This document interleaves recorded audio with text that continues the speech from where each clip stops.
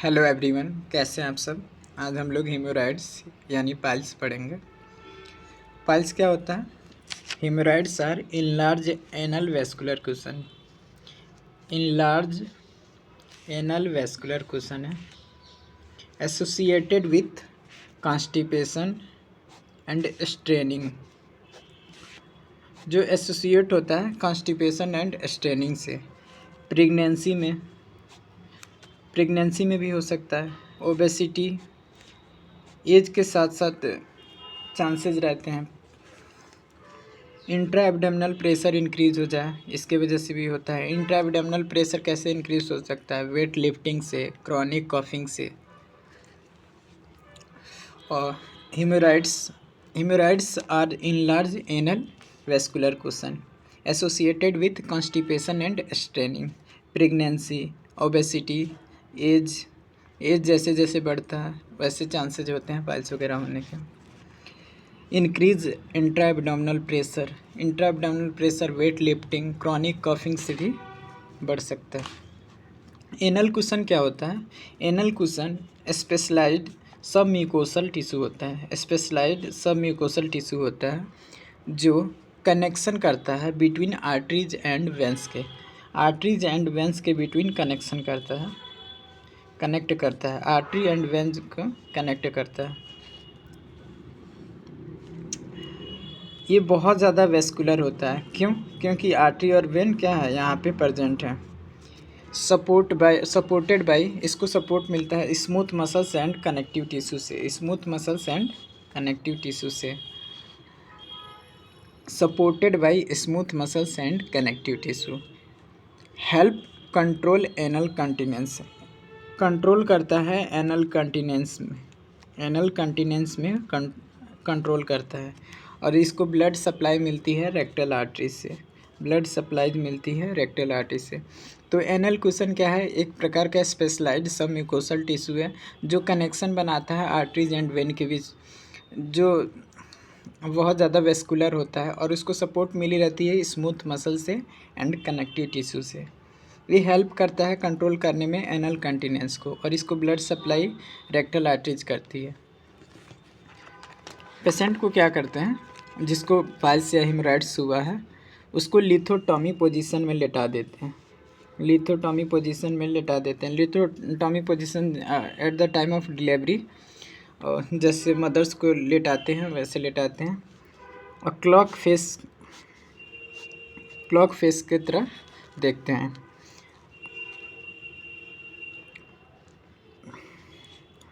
ये तो क्लॉक यहाँ पे बना देंगे। क्लॉक है ये, यहाँ पे 12, 6।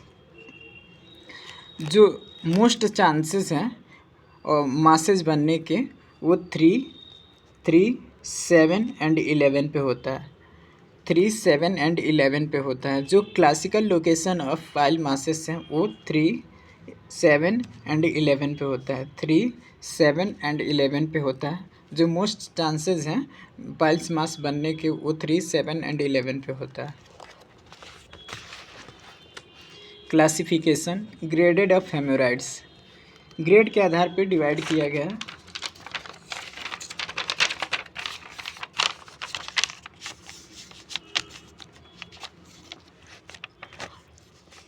जैसे ये आपका एनल हो गया और ये आपका डेंटेट लाइन हो गया। अगर जो डेंटेट लाइन पे एनल कुशन नहीं हुआ है तो ये आपका फर्स्ट डिग्री है।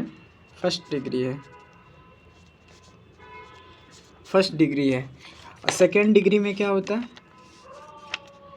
Dentate line, anal cushion straining के टाइम पे होता है, देन रिलैक्स होने पे फिर बैक हो जाता है। क्या हो जाता है? बैक हो जाता है, यानी रिटर्न हो जाता है। ये सेकेंड डिग्री में है। थर्ड डिग्री में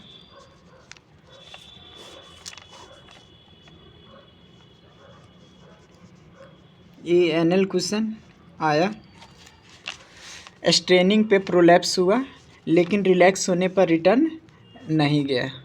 तो इसको बाहर से पुश करना पड़ता है, बाहर से इसको पुश करना पड़ता है, तब ये जाता है। पुश करने पर फिर ये अपने पोजीशन पे जाता है। तो ये 3rd डिग्री है। 4th डिग्री में क्या होता है? 4th डिग्री में परमानेंट प्रोलैप्स हो जाता है। 4th डिग्री में परमानेंट प्रोलैप्स हो जाता है। इसको पुश करने पे भी ये नहीं जाता है, पुश करने पे भी नहीं रिटर्न होता है। Grades of haemorrhoid. 1st degree no prolapse, 1st degree में कोई प्रोलैप्स नहीं होता है। 2nd डिग्री में prolapse when straining, return on relaxing. जैसे ही स्ट्रेन करते हैं वैसे प्रोलैप्स होता है, लेकिन रिलैक्स होने पर तुरंत रिटर्न हो जाता है।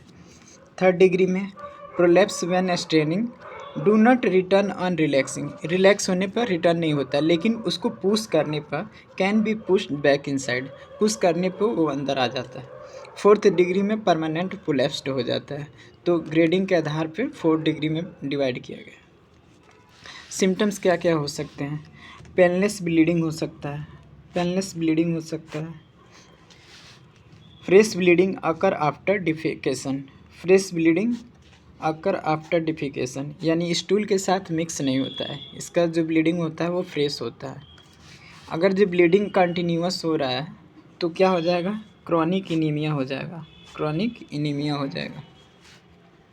एनल में क्या रहेगा? एनस में क्या रहेगा?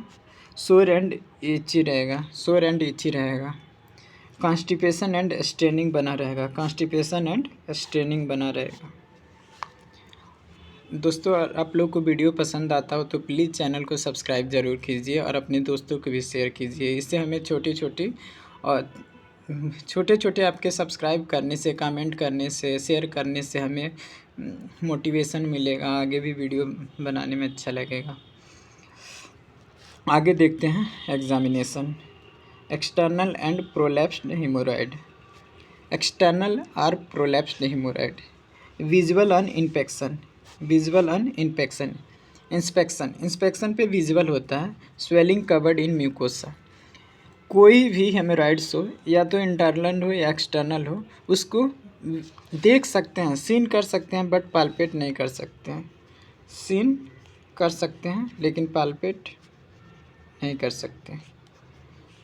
कोई भी हेमोरॉइड्स हो, इंटरनल हो या एक्सटर्नल हो, उसको सीन कर सकते हैं लेकिन पाल्पेट नहीं कर सकते।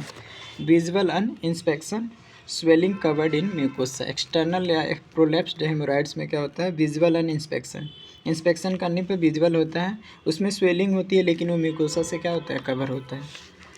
Internal hemorrhoids may be felt on पर रेक्टम एग्जामिनेशन, पर rectum examination can be difficult या इम्पॉसिबल। ये भी क्या है? डिफ़िकल्ट है या इम्पॉसिबल है, यानी कि पाल्पेट नहीं कर सकते हैं, सीन करते हैं लेकिन पाल्पेट नहीं कर पाते। मे appear prolapse if beer down, अगर जो बियर डाउन होगा तो अपीयर हो सकता है प्रोलैप्स।